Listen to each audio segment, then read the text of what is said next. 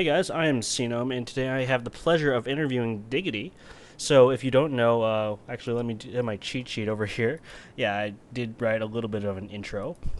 So, I've got Diggity with me, and well, if you haven't heard of him, he's a pioneer, I guess, of the English StarCraft commentary. Most of his stuff, well, he started with Brood War, and he really contributed an enormous amount to esports in general in the West, along with Moletrap and KOTHs, who also started around the same time.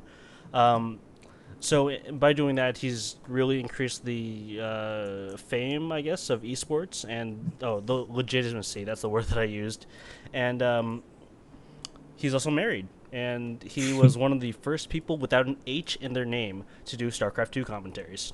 There you go, without an H. That's true. Trying to think of the other people. Colorado was came down the line, so I guess he was. I'm trying to think who the very first H person was actually. It might have been Colorado, but there are a couple others in between there. Anyway, I'm glad to be here. Thank you for interviewing me, Sino. Oh, it's a pleasure. So I do have this list of questions for you, and you should be roughly familiar with the idea of these. So I guess I should just jump into this. Please do. So, as one of the founders of English StarCraft commentary, what do you think about the dozens, even hundreds of new commentators that have sprung up since StarCraft 2's beta phase? It's a bit of a mixed bag.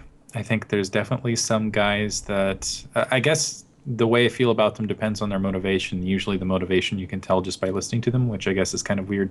Some that's more true than others. Some people are just doing it because they kind of have the kind of that ego spike where they're like, "Oh, I'm so much better player than this guy. I should commentate instead." And then those guys burn out super fast because I think they realize commentary takes a lot of time. Then the next person I would say that burns out kind of down the next stage over is the I want to be famous guy. It's like I can totally make money doing this. And I think there's, as of this moment, only four commentators now after all this time that are actually making money. And I think that's Tasteless Artosis, Day 9, oh, sorry, 5, HD and Husky, and that's out of like a lot of commentators. And then I think there's like a couple guys here and there that I've listened to, and unfortunately, because there's just so many of them, I don't have any. Well, PsYStarcraft actually is one of those guys where they really just want to contribute to the community and they just enjoy commentating itself, and that's kind of what they do. And I think those guys hopefully will stick around for the longer term. And really, what I hope starts happening is there's a little bit more organization for the long termers. But I honestly have a feeling in about a month or 2 months, you'll see almost all of them fade out and or quit or give up just because they're not getting the attention they were hoping to get, or they realize that, oh, I'm bad at commentating, and they don't stick with it. Because really, the problem is now is when I got started, everyone was bad at commentating because there really wasn't any baseline commentator, and it took me a long time to even get halfway decent at commentating, I would say. You can listen to my first videos to even confirm that. Klazert's really the only guy I can think of who's just amazing, really right off the bat. Um, but anyway, yeah, the I think Collar was amazing off the bat too, but I won't talk about him too much. Or maybe I will. We'll see as the interview progresses. But yeah, that's kind of how I feel. You have to kind of judge them by motivation. And really, I think the entire burst of commentators will calm down in about a month or two, just because everyone really, I think they're starting to get an understanding of how much work it is. Which is funny though, because if you listen to an interview I did with Polygon Review about a year ago, I did predict that there would just be a huge pile of new commentators and things like that. So at least I'm a little bit proud of that. And also, I predicted I would get buried underneath the newbie horde, which has also happened. So there you go. Just as a little bit of a footnote there, I am doing an interview with PsYStarcraft about a week from now, actually. So that's something to look forward to if you're a fan of him. Okay, on to the second question. Where's Cholera?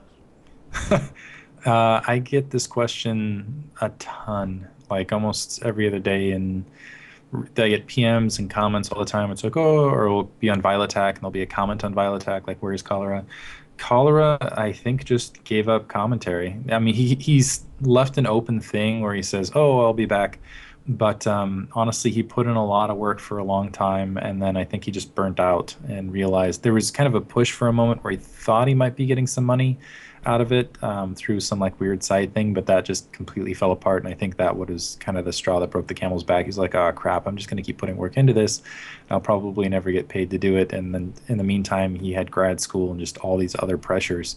And so I think he was just like, you know what, screw it. This really isn't worth it at this stage. Because yeah, I have a crowd, but there's other people that have just as big or a bigger crowd. And I don't know. It was probably just the payoff versus time input kind of payoff ratio is what it comes down to. And really, he's one of those Ivy Leaguers, and he's got a ton of stuff on his mind, aside from commentary. So I don't know if he'll ever be back, honestly, because I could see if I quit and then ended up with like a lot of free time on my hands, it would be very, very difficult to come back. It was definitely tempting when I was kind of on the pseudo hiatus, getting married and things like that, to not come back. I have to admit it was extremely tempting, just because you have all this free time all of a sudden to actually do other stuff. But I don't know. And he just kind of fell off the face of the earth. Otherwise, I haven't really talked to him I would say, in almost a year now. Um, but I would say probably just doing grad school stuff, and then my assumption is he's kind of faded off in the background. He said he would come back from StarCraft 2, but he hasn't yet, so it just leads to believe he's laid the mic down, not officially with any sort of official video or anything, like a lot of other has, but a lot of other people have. But no, I think he's just kind of laid it down. Okay, that's actually a lot more thorough than I was expecting. I was, whatever. On to Sorry. the next question. So there's a lot of older Brood War recognizable names shifting over to StarCraft 2 now. Nada, Boxer, July, all shifting to StarCraft 2, and even some lesser players like MVP also moving on to StarCraft 2. So, do you think that is just a matter of time until Brood War kind of dries up? Um, it depends. I think it depends on whether StarCraft 2, because right now it's a very new game. I mean, it's only been out even less than a year, less than 6 months. And I think whether StarCraft 2 causes StarCraft or Brood War to dry up is whether it kind of fits that same mold that Brood War did. And I think if the level of play gets high enough and the rivalries get intense enough, and you have things like Pro League and the OSL and the MSL comparatively, then yes, the Brood War scene will dry up just because StarCraft 2 will have been the official predecessor. It will fill in that gap. But otherwise, I think if it doesn't get to that extreme level of play, if you don't have like Flash Jadong level of kind of gameplay at the highest level, what's going to happen is people are just going to get hungry for the Brood War sort of style again, and they'll probably just slowly start trickling back eventually.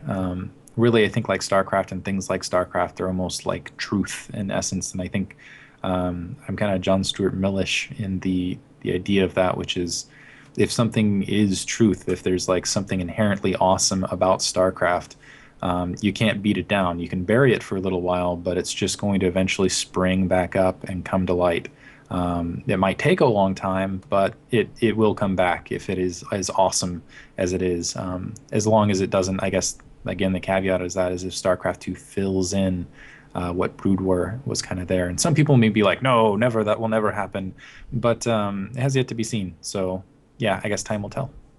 Okay, and then I guess part of that would be, are there any are there any players that you're looking after or following that you think might be up to the rivalry level that we're seeing, well, that we saw from say Bisu and Savior and Fire Red Hero, I guess stuff like that in StarCraft 2 right now?